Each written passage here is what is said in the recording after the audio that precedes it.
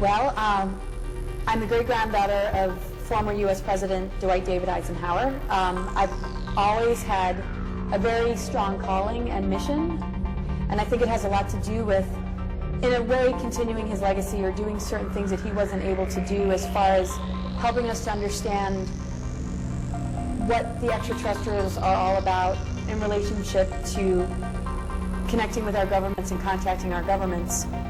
I also have my own unique journey, which is very complementary, that has to do with the balancing of the masculine and feminine on the planet, and helping people to understand a lot of the programmings and conditionings that have been passed down generation to generation that has kept us from being able to access our greater abilities. And along the way, I discovered that there's a connection between the two.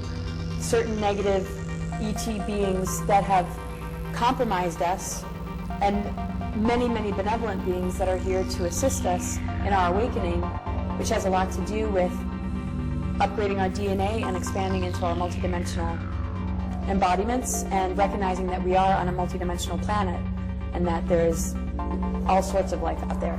Well, this planetary body was seeded with a 13D monadic core. Basically, we used to exist in higher dimensions on Atlantis and Lemuria, and it sort of acted like the right brain and the left brain. Everything was very much in balance, and we had very powerful abilities. We had much more of our DNA turned on, which is now dormant. And because we're in a free will universe, things started to get out of balance, and it led to catastrophes and huge floods. And what ended up happening is we collapsed into a lower harmonic universe that brought us into a lower density. And then we as humans, as we know it, are not functioning at our full DNA capacity. We're functioning at like maybe a second strand or third strand. And so when this new creation was happening, when we sank into this lower density, it was seeded as an ascension planet to help to guide us along the way, so that eventually, during this window period, we would have the opportunity to expand and to blossom in our consciousness. And so even religion touches upon it when we think about the tree of knowledge, the tree of good and evil, which we chose to partake in. Even though I don't follow religious teachings, the symbolism is more connected to our DNA, and how duality gives us a free will choice to choose to advance ourselves or choose to stay limited. And the spiritual component has a lot to do with this window period, because we're in alignment with the galactic plane, and the window period is called the stellar activation cycle between the years 2000 and 2017, when the natural stargates on the planet open, which connect us to these other dimensions, and is directly linked to our DNA. And when we expand ourselves, we are assisting the planet, and as the planet has this natural phenomenon that's happening, it affects us. And so certain control agendas do not want us to ascend, because they won't be able to make money off of us, they won't be able to feed off of us. And so there is a negative agenda, but we just simply have to understand the game. And this is the thing with like transhumanism, and if we don't develop spiritually, we'll be linked much more into an artificial intelligence system, which would advance us only on an intellectual level, or keep us, in a sense, controlled. And this is what this agenda wants to bring us into. And so we don't want technology to supplement us too much. It doesn't mean that we give up on technology, but it's about finding a balance between spirituality and technology, because the whole reason these advanced civilizations collapsed in our ancient history was because of the polarization of too much focus on the technology and not enough on the spirituality. And that has to do with the negative ego mindset of some of these dark controllers. I mean, this is a lot of why I do what I do, because I mean, the elitists or the dark cabal or whatever you want to call it has been hoarding these advanced technologies and using it for their own benefit. When I feel these, and I know I'm not alone in this, these technologies should be used to assist those that are in need, to feed those that are hungry, and to go towards assisting our planetary body in healing. The problem is the mindset of these individuals doesn't think about the whole, it only thinks of themselves. And it doesn't make any sense that they have such advanced technology that can regrow limbs and heal cancer and cure all sorts of things, and you see people struggling day to day, like you say, and the difference is unbelievable. And the imbalance is the same kind of imbalance that we might experience within ourselves because we were born into it. And it's very easy to be thrown off because of what we were born into. And so we have to do that extra work on ourselves to stand up for our rights and to heal from these programmings and conditionings, and to also develop a stronger sense of empowerment so that we don't let them get away with it anymore. So I like to consider myself a voice for those that don't have a voice, that need assistance. What's the percentage of the humanity that you're talking about? Well, I mean, a lot of people call it the 99% to the 1%. And the thing is, if we all look to each other and we work together and unify, there's not going to be a 1%. They're going to be pretty much starved because they rely on us giving our power away to them to even exist. And so those of us that have the ways and means to, bring about justice and expose these things can help those that are very compromised and are in, serious suffering and poverty.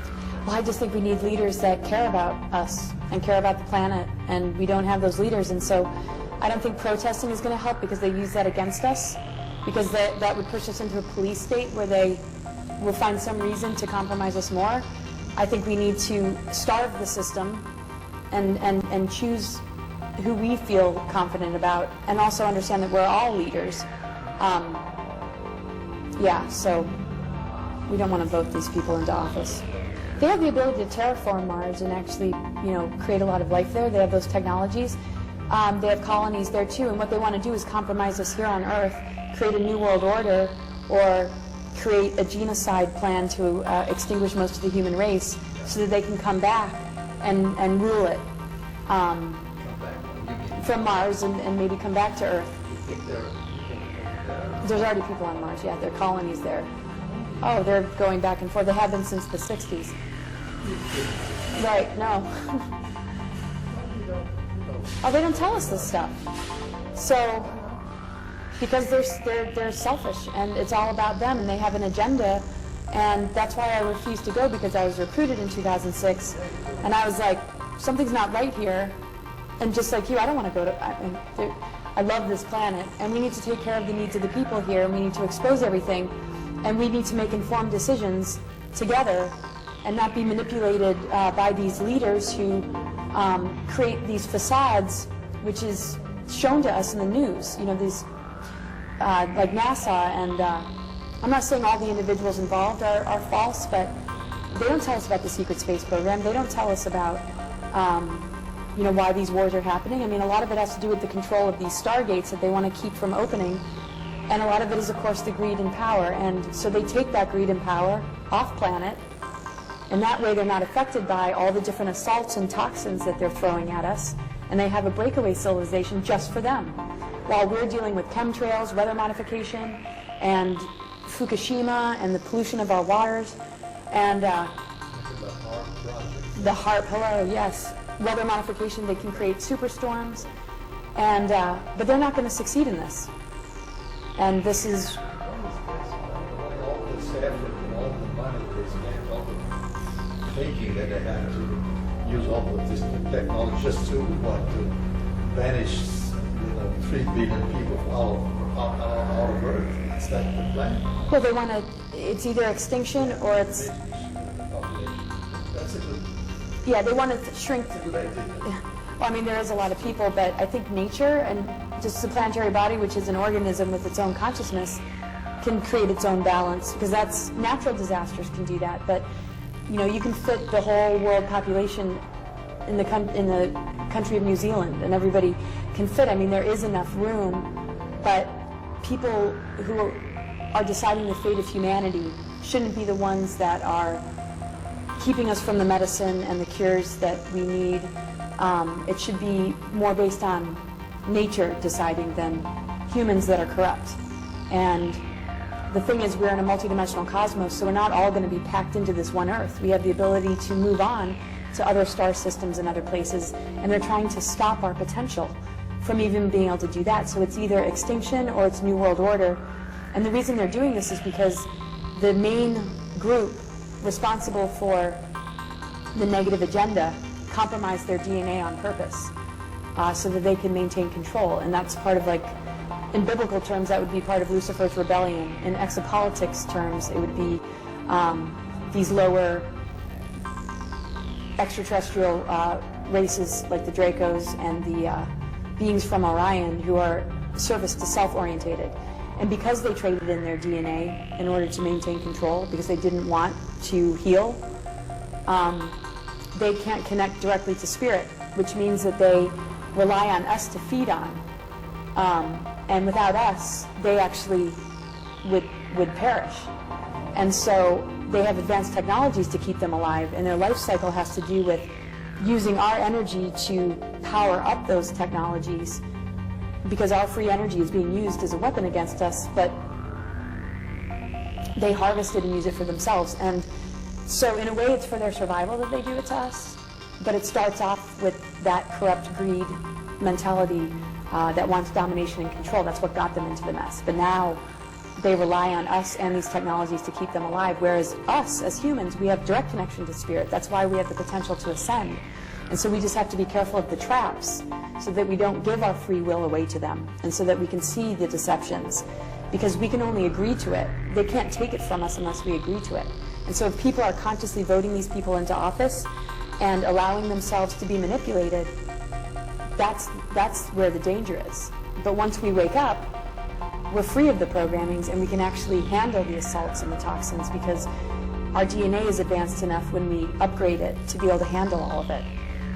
So, am I allowed to say that there's a battle in the skies? There has been for a long For a time. long time. We're just the spears and the shields and the boots for them. Yeah, we're totally caught in the middle. But at the same time, we have the potential to advance ourselves beyond these wars, and to really just become like sovereign and free of it. I mean, they're just pitting us against each other and using us. There's a lot of projects that use individuals. The whole Illuminati and the 13 families. They're not naturally corrupt. I mean, they go through trauma-based mind control to be as corrupt as they are. And it's really difficult. So anybody listening to this for the first time, don't think it's easy for the person who's doing the research, because it's completely insane. But we have to understand that in a free will universe, this is going to happen. I mean, we have our own negative ego, and we can see the destruction it causes in our lives and how it sabotages relationships. So it's no different in the macro world with what these beings have decided to do. And so when we just do our own inner work and unify with each other, we're going to be okay. But this is a critical window period, because their technologies are really gaining a lot of strength here. Yes, I just want to, just share that no matter how dark and difficult the information is, to allow it to empower you, to allow it to remind you of who you are. Don't let it crush you. Don't let it cause you to feel the doom and gloom, because that's what they want. I mean, the only reason I expose this stuff is so that we can see that we need to say goodbye to that system and start to work on what is truly organic and what's available to us based on the nature of this planetary body and what's happening in the cosmos with the Venus transits, which is what the Mayans understood that had brought us into the window period we're in. So get excited about your liberation instead of allowing yourself to get too caught up in the fear because these dark agendas exist. But of course it's a process we have to move through, because it's understandable that we would be angry, and it's understandable that it's upsetting, but I guess my main message is to just embrace what we're truly made of, and whatever process you need to go through to get to that awareness is an important step to take. But well, resources that I can recommend to assist people. My website's cosmicgaiasophia.com. I do session work with people to help them process this information, to answer questions about the material I present, because I know it goes over a lot of people's heads. And I'm not going to share this information without making myself available to answer questions. And I'm an astrologer, I'm a tarot reader, and I do clairvoyant sessions. A website that I recommend as far as understanding the information and the complexities of everything I'm talking about. The greatest website I feel is energeticsynthesis.com. You can Google Lisa Renee, Renee, What I would recommend is that people look into implant removal, because they can control us through implants, and there's a lot of people that have been abducted and implanted. I would recommend that people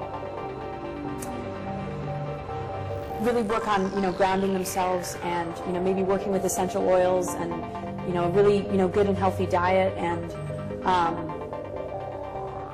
meditation is, of course, good, and, Like newspapers. and what, forget all that. Forget all of that, because that's just going to sink your energy. And the thing is, every time we're about to take a huge leap in human consciousness, that's usually when bad news ends up happening, so that we don't achieve that expansion. And so, thank you. I would absolutely minimize your time of watching TV, and if you are going to watch it, be an observer. Don't get sucked into it. Observe the games being played and put that lens on instead of believing everything you hear, because most of the mainstream media is owned by the very people that are compromising us. And